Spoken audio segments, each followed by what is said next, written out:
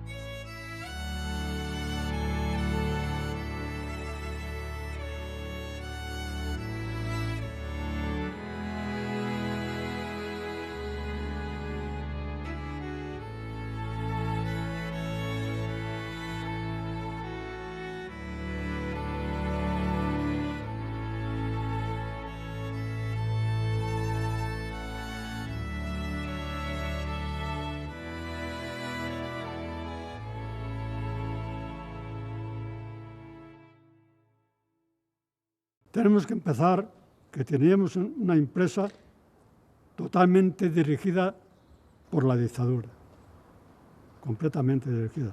Un consejero de la empresa era nada menos que el Virán del Bosch, ¿eh? No creas que era una empresa que manejaba cualquiera. El director de esta empresa, el belga, que le llamaban, pues era consejero del gobierno de Franco. Entonces las raíces eran totalmente fascistas y franquistas. Las condiciones laborales de aquí son incluso peores que las de Asturias. Es decir, hay un trato inhumano por parte de los jefes. Las condiciones de trabajo, pues aquella estabas en las condiciones que te mandaban, más o menos. O sea, que tú entrabas a la mina y sabías cuándo entrabas, pero a ver a qué hora salías. La producción había que sacarla y eso era esencial por encima de cualquier otra cosa. Hay una situación de seguridad absolutamente indignante. No tenían ni guantes, ni casco, es decir, la situación en la que trabajaba era tremendamente difícil, y después económicamente, es decir, el salario era absolutamente un salario de miseria.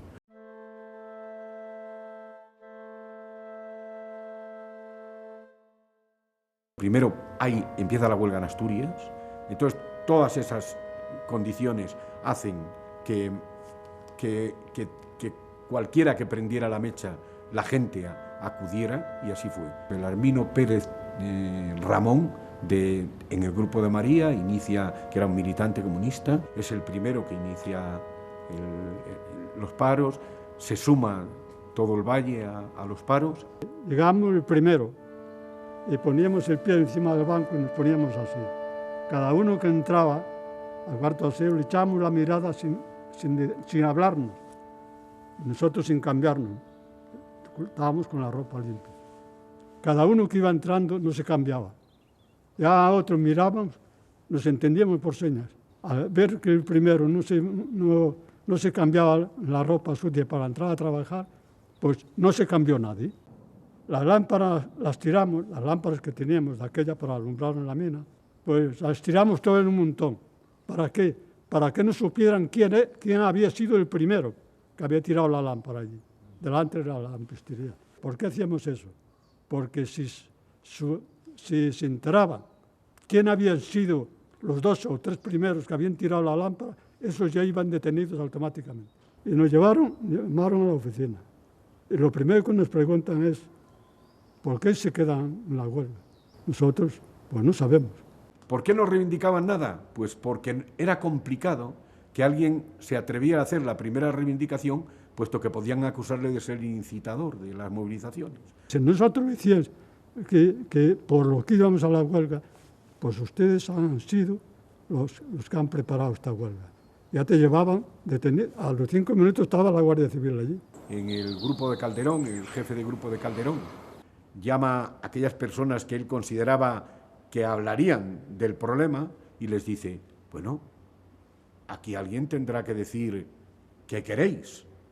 Y entonces mi padre, que conocía a esta gente que estaba en el Partido Comunista, les planteó que una vez que la empresa les dice, bueno, a ver qué queréis, a lo mejor era el momento de solicitar un permiso para reunirse. Entonces solicitan permiso para reunirse, se reúnen en la sala de fiestas de Villablino. La primera reunión en la que democráticamente, después de la Guerra Civil, los trabajadores mineros en la provincia de León eligen y hacen sus demandas en una huelga.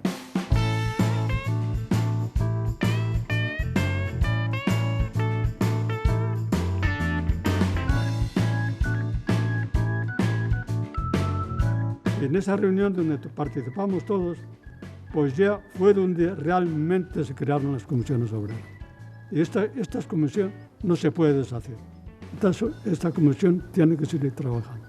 Eran personas que sabían muy bien, ¿no?, las condiciones tan duras, tan difíciles en las que había que luchar contra la dictadura, y aportaban, yo creo que lo que es la idea más inteligente de las comisiones obreras, que la lucha por la libertad era indisociable de la lucha por el trabajo, por dignificar las condiciones laborales. Benjamín Rubio y yo trabajamos en el mismo grupo. Necesitamos gente de otros grupos, gente, buenos trabajadores, gente seria y honrada, que efectivamente que los compañeros fiaran en ellos cuando hablaran algo de cualquier cosa. Aquí la primera comisión obrera que se elige para negociar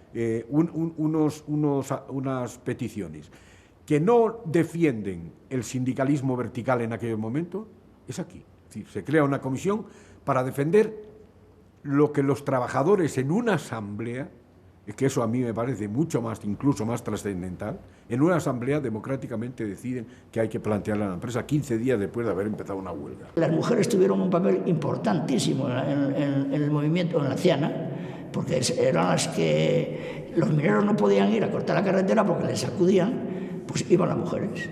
Y alguna cobró también, o sea que también hubo de todo.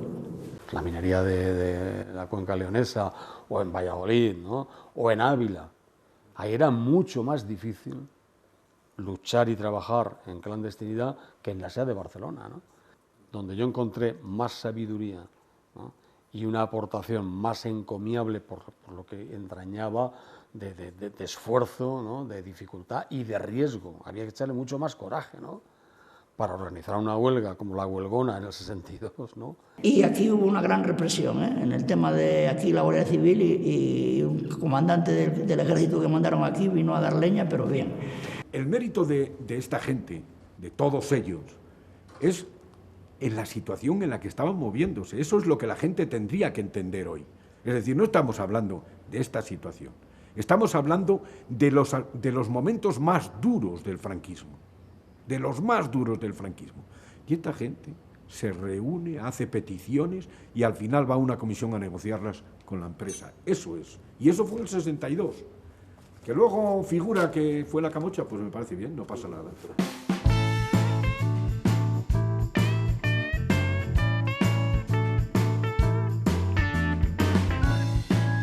Y yo recuerdo que, y tengo además datos, libramientos, que yo ganaba 700 pesetas al mes, todos los meses, de jornal antes de la huelga. A partir de la huelga yo empecé a ganar 1.300, 1.400 pesetas. O sea, ahí sí se notó una barbaridad la subida salarial. En muy poco tiempo empecemos a ganar mucho respeto ante la empresa y ante nuestros propios compañeros.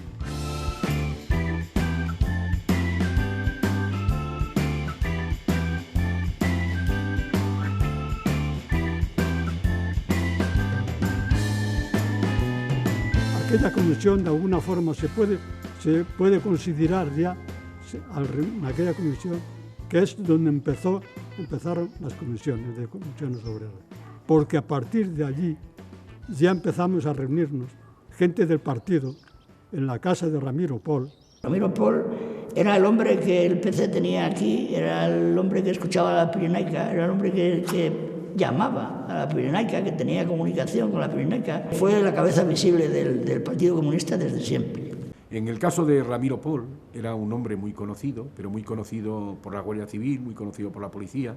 A Ramiro Pol le levantaron el piso de la casa buscando una emisora, porque cualquier cosa que ocurría en la Ciana, la noche aquella ya la Pirenaica lo estaba denunciando, y entonces, claro, evidentemente eso no llegaba por carta, eso tenía que ser a través de una emisora. A Ramiro Pol le levantaron el piso, Ramiro Pol lo metieron en la cárcel, en fin, era un hombre del Partido Comunista. Desde mi punto de vista, el Partido Comunista fue el creador de las comisiones obreras, por lo menos aquí en la Ciana. La continuidad de las comisiones viene dada porque la gente que más conciencia tenía en aquellos momentos, que eran aquellos militantes del Partido Comunista, sí que tienen relación entre ellos. Es decir, ellos se reúnen habitualmente como grupo político y en ese grupo político, digamos que aparecen todos estos mineros que luego, en el fondo, son los quienes van a dirigir esas comisiones obreras. El PC fue fundamental para la creación del sindicato. El Partido Comunista, pues, al tener una política sindical, clara, y no sectaria, porque era una política no sectaria, era la que facilitaba la permanencia y la continuidad de comisiones obreras. Había gente que decía, es que yo no me afilio al Partido Comunista. Digo, hombre, que no, que te estás afiliando a comisiones obreras, no al Partido Comunista. Y había gente que eso no lo acababa de comprender.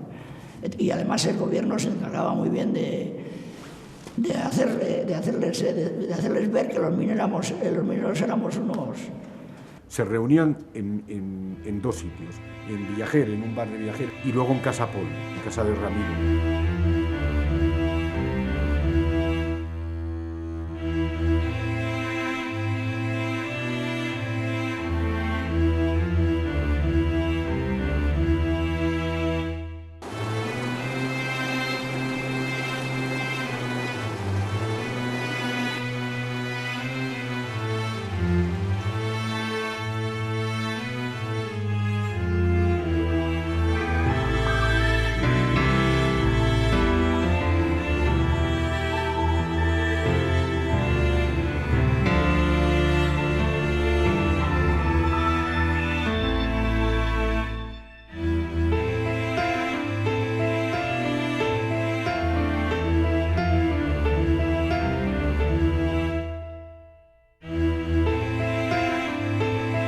En las huelgas de verdad fuertes coincidía todo.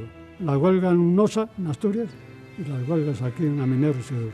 Y eso pues no sería posible si no hubiera una organización compenetrada con León y Asturias. Sé que hubo la huelga del 63, fue una huelga muy dura. A raíz de la huelga del 63, muchos de estos militantes comunistas tuvieron que abandonar la Ciana porque, bueno, su situación era tremendamente delicada. Hubo una cierta huida en el sentido de que si no, pues iban a tener problemas gordos.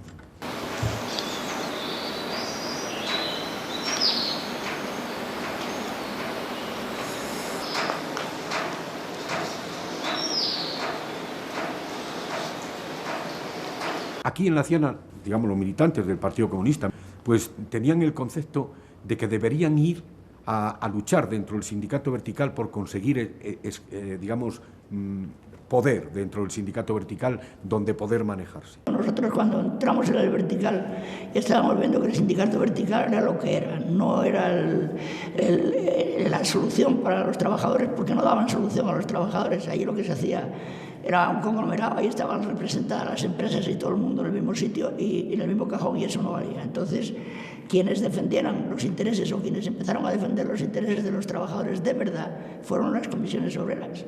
La participación en el sindicato vertical le permite crear asociaciones. Es decir, hay una asociación que en realidad fue Comisiones Obreras, era Comisiones Obreras, que se reunía, que llegó a tener 300 y pico afiliados, que llegó a alcanzar los 500, es decir, era una asociación que verdaderamente era ya, digamos, el germen de lo que luego fue el sindicato de Comisiones Obreras en la Ciana. Desde esa asociación, ya elegidos, ya nos eligieron prácticamente a los que estaban metidos ya en las comisiones obreras, salimos elegidos en todos los sitios. En el sindicato vertical ya participamos como miembros de comisiones obreras, sabiendo todos que éramos de comisiones obreras y sabiéndolo todo el mundo, claro, no éramos nosotros solos.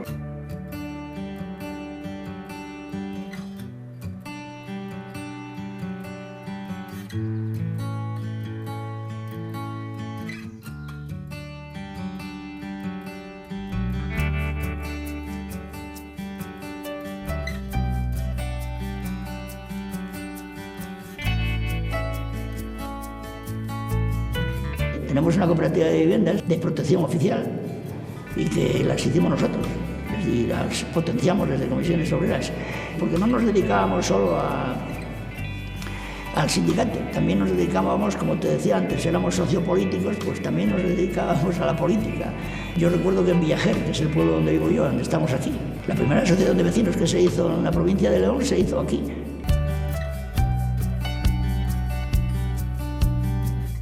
La empresa se salió con la suya diciendo que había sido un accidente fortuito y para nosotros, los de comisiones obreras, por lo menos había sido una explosión de grisur descaradamente. Y una explosión de grisur no es un accidente, es una falta de seguridad total.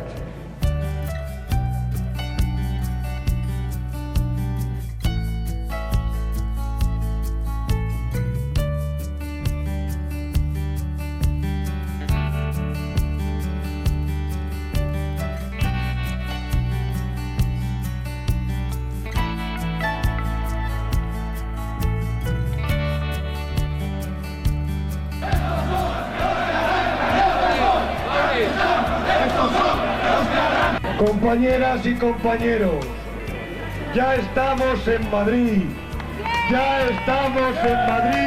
delante de esa casa, donde está el ministro que no ha querido recibirlo, por algo será.